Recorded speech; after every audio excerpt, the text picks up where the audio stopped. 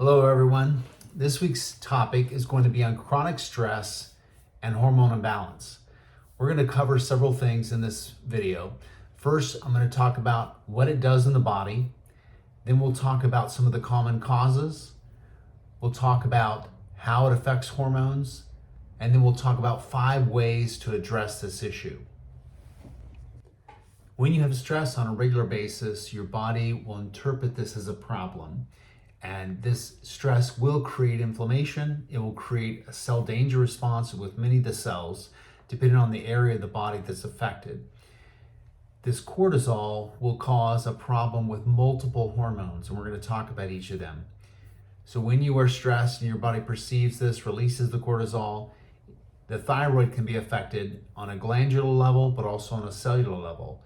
When it's affecting the cells and the cells perceive the stress, they may shut down some of their processes, putting you into a hypothyroid state. After all, we don't need to increase metabolism if we are stressed. Now, other ways you can, your body will speed things up to try to get away from it, but that's more kind of an acute stress. If you're in a chronic state, this starts to create a reverse effect of what an acute problem would be. In the sense of, instead of speeding everything up, it's going to try to slow everything down because it doesn't know when this stress is going to stop. And so your cells are in this cell danger response, shutting down different mechanisms that can be interpreted as a hypothyroid state and eventually can cause the gland to shut down. When it affects insulin, when you have a chronic release of insulin, you can have an insulin resistance develop. So as your body has more cortisol, it is going to try to put out more glucose to give your body more energy. And that's going to create more insulin, a more need for insulin. And once that insulin is released on a regular basis, then you're going to have a situation where your body starts becoming resistant to insulin. And the cells no longer recognize that insulin, and therefore the insulin and the glucose stays in the blood, which is pro-inflammatory, which then can create even more stress and more problems. So getting at the core of the problem is the important thing here. When it affects your gut can cause, this can create some dysbiosis. When you have stress, eventually can lead to some inflammation. That inflammation can actually create an imbalance in that gut, which then can create an increase in what's called beta-glucuronidase. When that is elevated, you can start having a problem with estrogen and even thyroid hormones as well. So think of beta-glucuronidase as somebody that unpackages the things that the body packaged. So if you think about conjugation that happens in the liver, that's like the body putting a passenger in a taxi cab to be sent out of the body. Now, when it gets to the gut, and if you have an increase in this beta-glucuronidase from dysbiosis, it will open the door for the taxi cab and pull that passenger back out. And then the body will reabsorb that. So if it's estrogen or xenoestrogens or excess thyroid the body's trying to get rid of, it's going to get reabsorbed and start throwing everything off. It's going to throw off the hormone balance, it's going to throw off the thyroid hormone balance, and you're going to have problems. This is pretty common when you have somebody that has hormone imbalance with the estrogens or progesterones. If someone is estrogen dominant, and this is one of the areas we want to look at, because if you can't get rid of this beta-glucuronidase, then you're going to have an issue with getting rid of the excess estrogen. So we want the body to package it up, and we want it to be out of the body. And this is where the body will actually work against you, unfortunately, at least your microbe will, if you are not dealing with this problem. Another area that can be affected, let me just say a little bit more about the imbalance. When you get to that hormone imbalance, this can create polycystic ovarian syndrome. It can create premenstrual dysphoric disorder or exaggerated PMS. You can have infertility and other problems that come along with that. So a hormone imbalance can be coming back to chronic stress, and it also can be coming back to a dysbiosis. These are where we have to look deeper and try to find these solutions. Now, Another thing that can happen if you have too much cortisol is it will do what's called pregnenolone steal. And if you look at hormones, they all start with pregnenolone, and pregnenolone is the mother hormone that eventually can be made into cortisol or can be made into DHEA. That DHEA can be made into estrogen, testosterone, or progesterone. If your body has chronic stress that's demanding more and more cortisol to try to help it, it's going to steal what would have been used to make DHEA, and it'll eventually make the cortisol, which leaves you not being able to make enough of your testosterone, estrogen, and progesterone, which also could create some imbalances as well. So getting to the core of what's causing your stressors, especially your chronic stress, is going to be really important to be able to deal with this problem. So what are some solutions for this? I'm going to give you 5 things that I think are going to be helpful, and they're really kind of categories that you need to look at that you can expand on. But I want you to maybe take 1 or 2 of these away and start working on this, and then coming back to this and adding more. The first is going to be looking at your traumas. This by far is probably one of the biggest things that are creating this chronic stress. Past traumas or current traumas. If you're living in a toxic relationship with maybe someone that's a narcissist, or somebody that's an alcoholic, or other abusive situations, this is going to create a chronic stress. Obviously, you need to deal with that problem if you're going to get away from this. There are ways that you can do that. But also traumas from the past. If we grew up in an abusive household, or if we had traumas as a child, and those traumas have not been dealt with, they've just been suppressed, this is going to create a chronic stress environment. So things like EMDR, talk therapy, these are 2 really good things that will help with some of these traumas. And this obviously takes a trained counselor or psychiatrist or psychologist, but these are things that have to be addressed.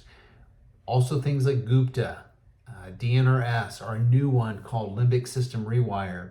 All of these are really good at helping your body to retrain away from the traumas that you're dealing with. Now, EMDR and talk therapy is going to help you work through the actual trauma.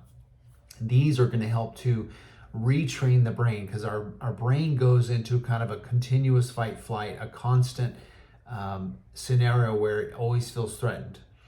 And so our amygdala is messed up, our hippocampus is messed up, and our brain waves are not firing like they're supposed to. So we recommend things like Gupta, which is a neurofeedback system, and so is DNRS, or dynamic neural retraining systems. And then this limbic system rewire is a new one that all work on this idea of feedback, neurofeedback, using exercises to help retrain your brain and get you out of this constant state of fight flight. There are some mechanical ways to do this as well. We've talked about EFT in the past, and there's also brain tap and several systems out there that do mechanical neural feedback that help your body to get back to a better state, at least the brain waves. So working on these to help you get out of that fight-flight state is very helpful. A second one's going to be working on the gut problems. We mentioned a little bit about dysbiosis. We talked about the beta-glucuronidase. Leaky gut is another problem that people deal with. If you're having abdominal problems, gas, bloating, diarrhea, constipation, these are things that need to be addressed if you're going to fix this chronic state of inflammation, and if you're going to fix this chronic state of stress. So we've touched on a little bit of this dealing with beta-glucuronidase. There's a really good supplement that helps with that. It is called calcium deglutarate. This actually helps to lower the levels of beta-glucuronidase, which is then again going to help you to get rid of that excess estrogen, excess testosterone. You're allowing the taxi cab to go out of the body and not lose your passengers. So working on that. This works more in the phase 2 detox pathways, but DIM is another one that helps with estrogen dominance to help in phase 1 detoxification. But things like prebiotics, probiotics, also things like glutamine, butyrate or butyric acid, things like deglycerinated licorice root, also probiotics, ginger, and a few others will help to heal this gut up. It's important that you get with somebody that actually knows what they're doing and can actually help you work through all this stuff, because you could take a lot of supplements and not really get a lot of help unless you have somebody kind of help and guide you. So look to somebody that can help you with some of those decisions. The third is going to be fixing the toxic burden. This is something that we are all dealing with, whether it be glyphosate in our food, whether it be some of the things that we're drinking in our water or we're breathing in our air. We are getting more toxins than we have in the past. And so we have to get better at detoxing. We have to do things like saunas, we have to exercise, we have to do foot baths, salt baths. These are all techniques that we can use to help detox, but we also have to open up detox pathways. There are products like Clearway Cofactor that open up some of those pathways in there. There's glutathione, there's N-acetylcysteine that help to open up those pathways.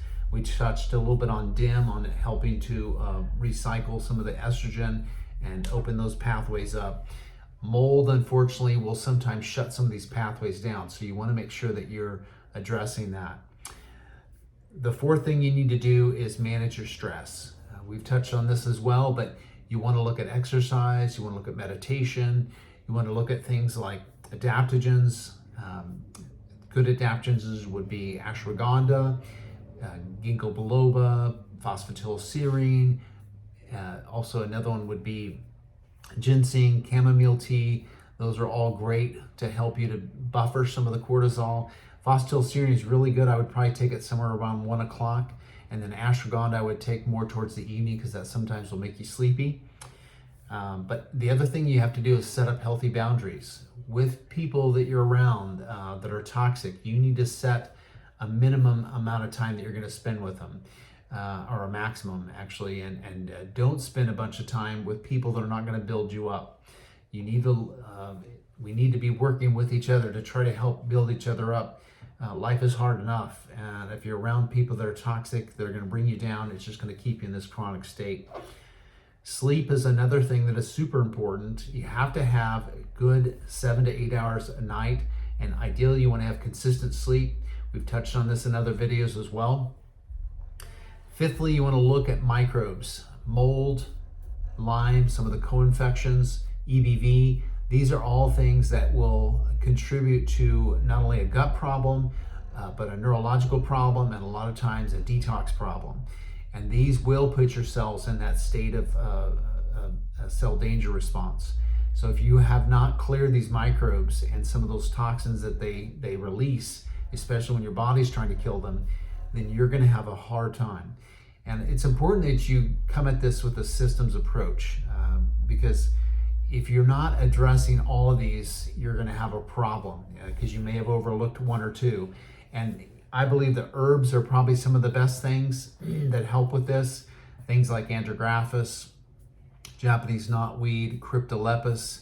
Also, there's some good products from J-Nutra as a microbigen. There's Woodland Essence has multiple herbs that I think are good, and Supreme has several as well. Hatunia is another one that's really good. Backlund Skullcap is another one. There's a bunch of different ones that we use in our clinic to actually help people, and we usually blend them together to help with that. So you really want to get with somebody that also knows what they're doing with this and how to help treat these microbes with herbs and other avenues there. So these are things that I think are helpful for you, and you want to pick one or two of these and work on those, and then come back and do more of them. But definitely manage the stress better. I think you can overcome this, and I believe that you can be at a better state if you just work at it little by little. Whatever I can do, I will try to help you. If you post comments below, I'll try to answer those for you, and you can check out a lot of my other videos as well. So hope you have a great day.